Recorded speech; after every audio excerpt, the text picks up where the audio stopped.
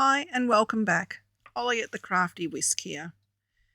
We're doing a card swap today. Nice, clean and simple card swap. So it's a really good technique to use if you need to do a lot of cards all at once as well.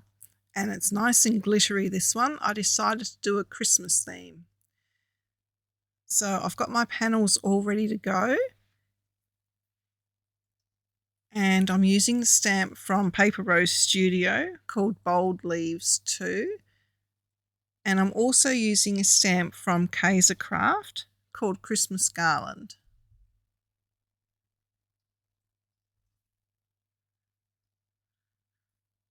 And even though it's clean and simple, doesn't necessarily mean it's quick for me. It still takes a little bit of time. There's a lot of colouring in this one. Now in Australia, our card panels are 14.8 millimetres by 10.5 millimetres. So it is different from the American size. So if you're in America doing a card swap to an American company or an American theme, then the card size will be different. And we only do the card panel to minimise on postage costs. That way the recipient can just attach the card panel to the front of either a top fold or a side fold card, and they've got a card ready to go. So I'm using a soft brown ink from Hero Arts because I actually don't want a bold outline in this instance. I actually want to use not quite a colourless border, but I want to incorporate the ink from the stamp pad into the colouring. I know that sounds a little bit weird, but I do want a little bit of the brown to show through because leaves are not necessarily always a true green in colour. And I thought this way, with the brown ink coming through a little bit, it would give me a little bit of a brown tinge to the edges of the leaves, but it's not so harsh in that it's black.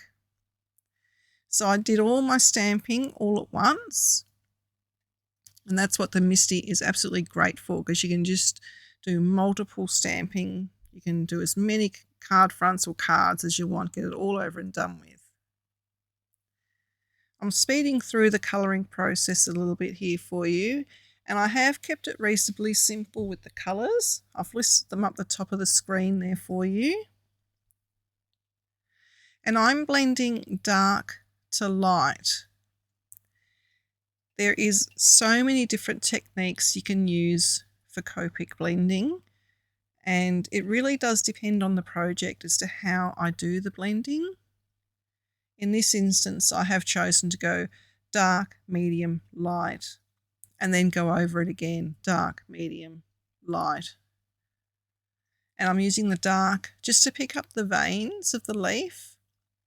And then I only use the light down at the very tip of the leaf.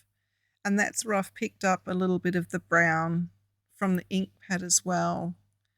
Because a lot of the leaves in Australia do have a little bit of a brown tinge to the edges of them. And I wanted to sort of try and mimic that a little bit.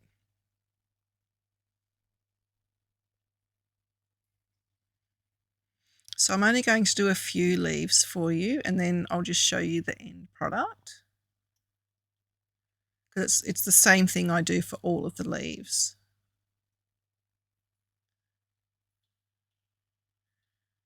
And I do put quite a lot of ink down so that the blending process is nice and easy.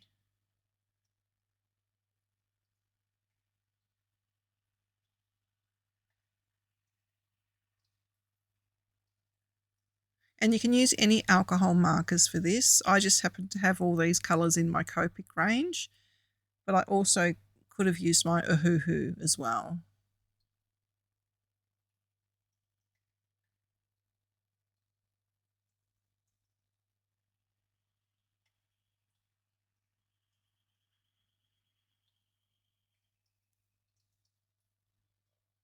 And with this technique as well, it doesn't matter if you go out of the lines because the leaf stamp is only there as a guide.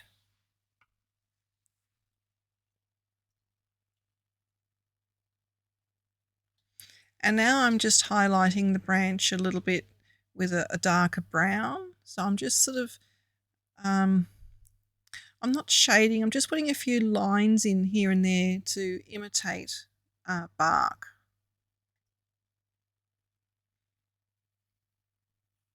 Or to give the stem a little bit of definition.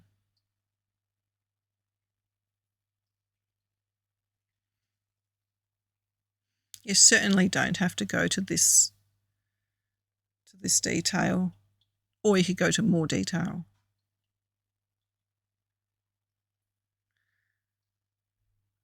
You can see the brown just peeping through in the background, but it doesn't come through as an obvious brown in the leaves. And that's all the card panels done. That was several hours later.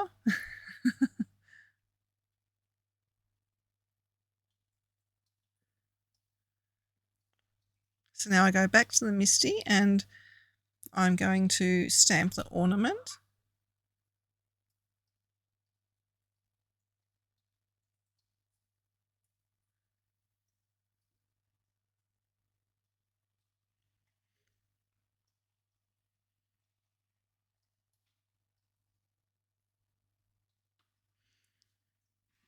And I'm just going to use some clear embossing, or my clear embossing pad, and I'm then going to go over it with a fine metallic gold embossing powder.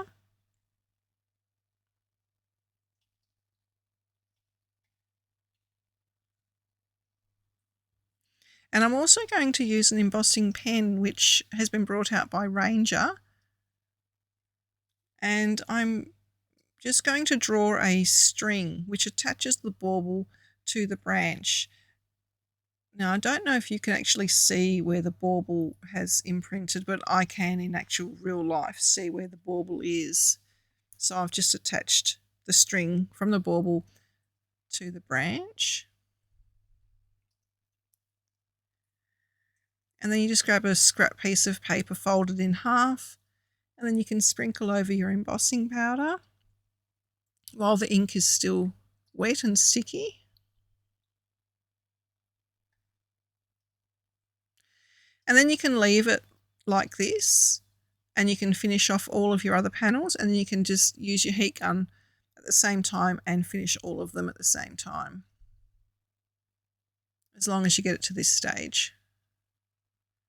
So I've done all my panels, and now I'm going to use the heat gun.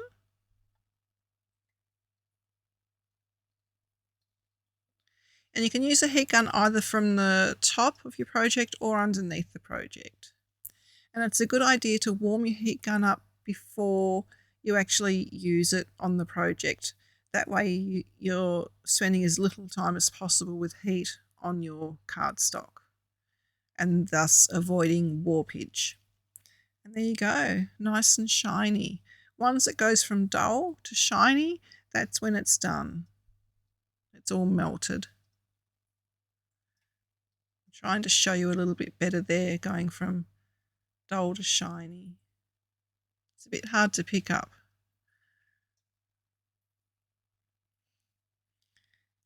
And now the fun bit, glitter. So I'm using, again, just a folded piece of scrap paper for each colour glitter. This is it's not a new technique. It's a very old technique that has just come back into fashion. I'm using this glue. It's called Jewel It. It's just a thicker glue, and I've popped it into a fine tip bottle. And ideally, it would have been better without the embossed image in the centre, but I'm going to make do. It just gives the glue, it doesn't give it a smoother finish, and it is tricky trying to get the glue to sit nice and smooth, but with the glitter on top, it's not really noticeable. So I'm staying within the gold embossed line, and because the glue is quite thick, it doesn't run off anywhere. So that's why you need a bit of a thicker glue to do this technique. You need a glue that's going to just stay where you put it. You don't want it running off the page anywhere or spreading. You don't want any spreading whatsoever. So your more liquid glues are not going to work. So here I'm just trying to combat the embossed area because the glue is sort of going in and out of all those little bits that are embossed. If it was just a plain bauble, it would have just filled in and sat flat nicely. It does still work, but it would have been better with a plain bauble. So that's the glue applied. And you start from your darkest glitter and go down to your lightest glitter. And you do need a bit of a dainty hand with this, and you don't want, or I didn't want a straight line. I wanted to sort of go a bit higgledy-piggledy, for want of a better word, so that there's not a drastic change from dark, medium and light. I wanted it to sort of have a little bit of a blend into each other.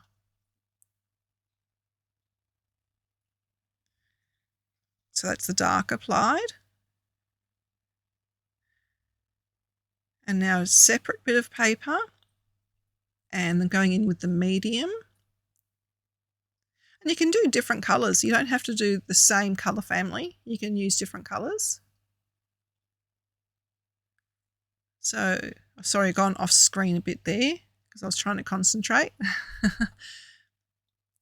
But again, you sort of go a little bit higgledy-piggledy so that you don't get such a drastic change from dark to medium. And then this one's the easy one because all you're doing is filling in the gap. So this is the lightest glitter.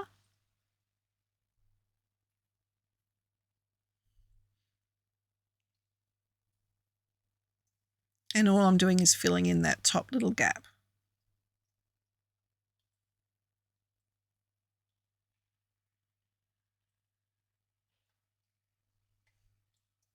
And there you go. Nice and sparkly. Now, because the glue is so thick, it did take about 12 hours to dry properly. So if you're going to post these, I'd leave it at least 24 hours. And that was on a reasonably warm day.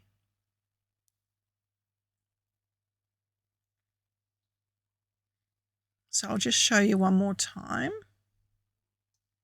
The fine tip really does help you get in where you need the glue to go.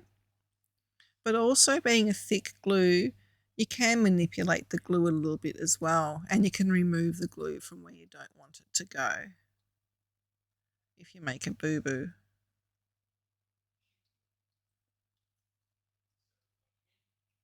The hardest thing I found was trying to get space on my tiny desk for all these panels to dry without getting my lovely four-legged critters stepping all over them and spreading glitter from one end of the house to the other.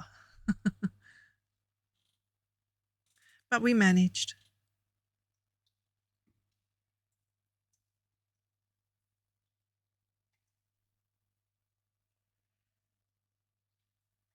And it seems like you use a lot of glue, but you don't really. I use barely any glue, and I did 9 panels, and I'm just having a look at my bottle. I used about half of a tiny bottle, and I did a sample as well. So effectively I did 10. So that's not too bad.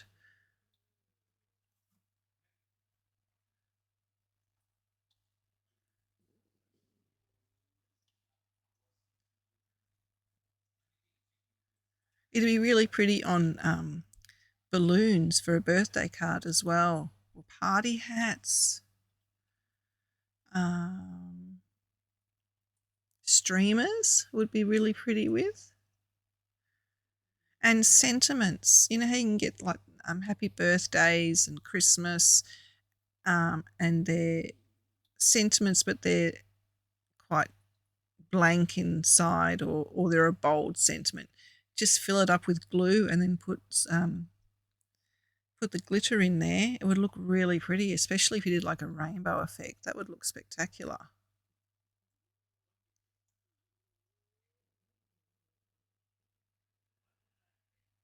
And you don't have to do different colours. You can do a solid colour of glitter as well.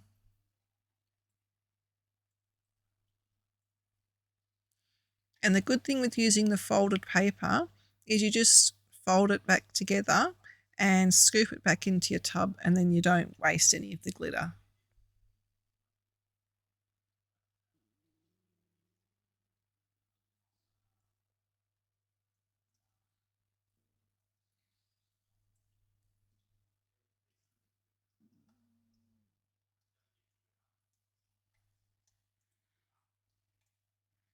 And that's the second one. They look much better once they're dry as well. The glue doesn't look quite so patchy. So I've got a few more different colour sets here.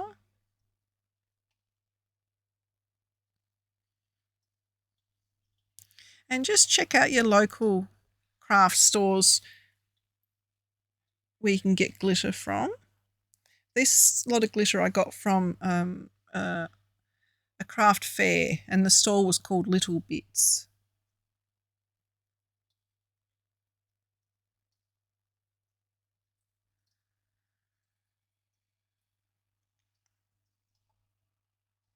So now I'm just going to do the sentiment. And I don't have any pigment dyes in my collection, and I don't have any coloured embossing powders.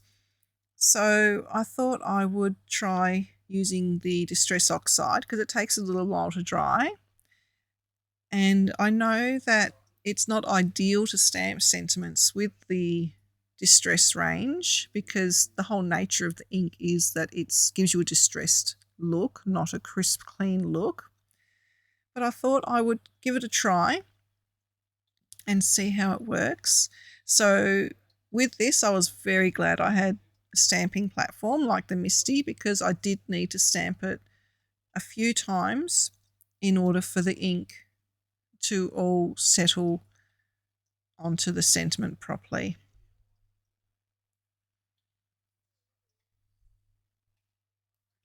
So it actually took me 3 goes before I was happy.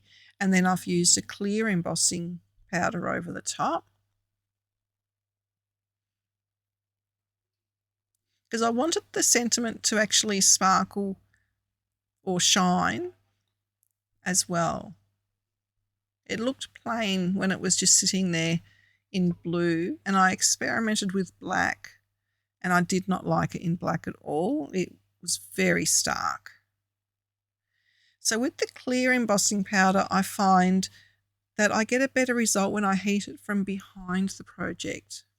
I don't know why this powder is different to the others, but I find that it just gives a nicer finish being heated from behind. And this is the Gina K embossing powder. It's a fine detail clear.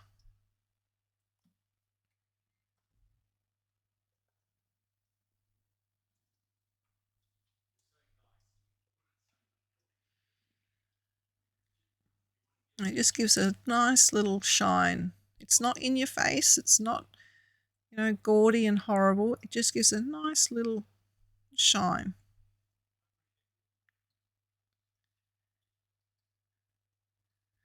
And this is another instance where the platform comes in really handy because I haven't finished my panels yet, but I wanted to finish this particular panel to show you, and I wanted to stamp the second part of the sentiment on there. So all I've done is I've left the original sentiment on the Misti, and I've just placed my panel on the bottom half, so to speak, of the Misti. And I'm just aligning the second half of the sentiment because this is going to be in a different colour. It was a bit tricky to align it because this stamp set is so old that it didn't want to sit straight. So it took me a little while to make it sit straight. So I'm using my clear embossing pad And I'm going to emboss it with the gold like I did with the bauble to tie the sentiment into the rest of the panel.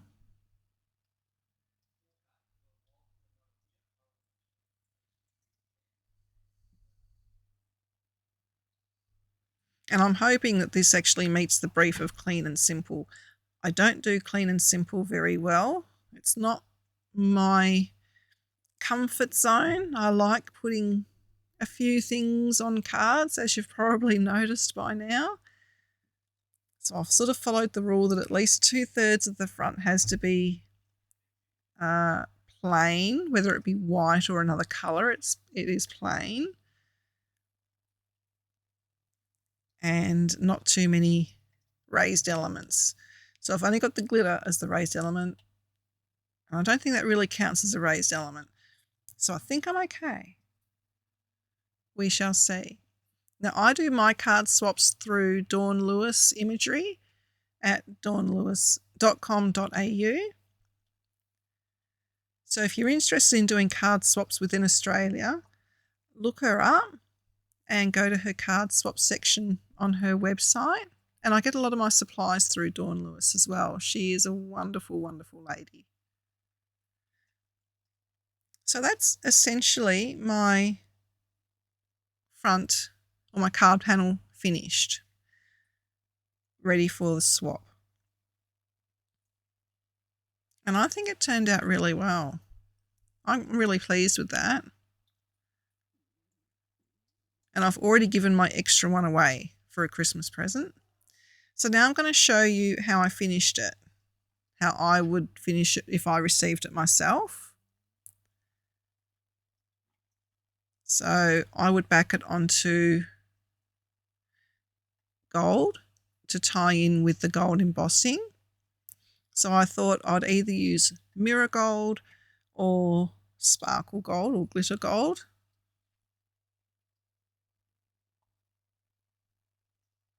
And Mr. Orion, Mr. Blue Eyes, is making an appearance again. So what I'm going to do is, I don't want to waste a lot of the specialty cardstock. So I'm going to cut a portion out of the centre of it so that I can use it for another card. This is a really good tip to get the most value out of your products. So I'm going to go with the glitter.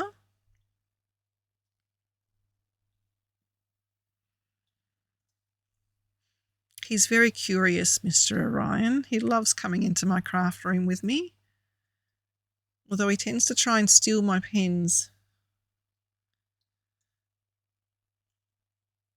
So I'm just popping it in through the die cutting machine, and I'm putting it in at an angle. It's always good to do this rather than putting things in straight all the time, because your rollers then get or it's just better for your projects, because the rollers then just aren't getting perpetually used in the same area over and over and over again. So you get a better cut.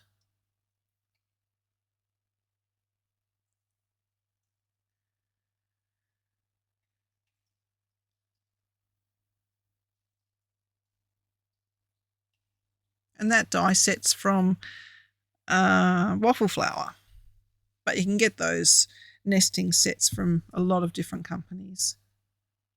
So I'm saving that small piece, and that large piece is what I will be using. So I'm using a top fold note card. So to attach my card panel to the glitter cardstock, I'm going to use a strong glue. I'm using art glitter glue, because you need a strong glue to bind it to the glitter.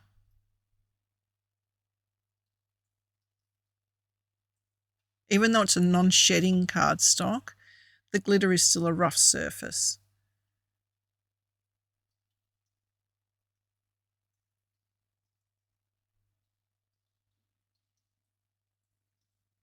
And now no one even knows that there's a piece missing from the middle of that.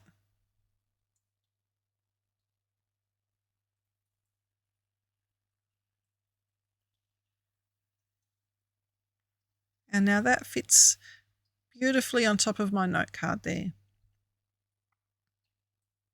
which is a standard size note card.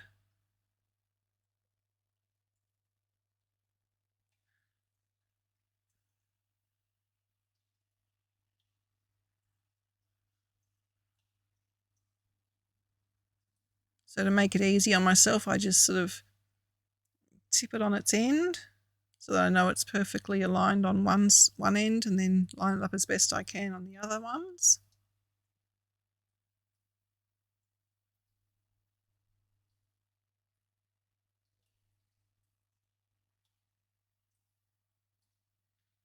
And there we go.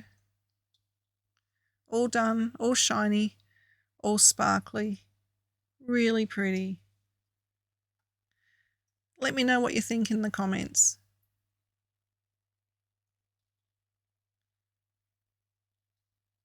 And thanks for watching.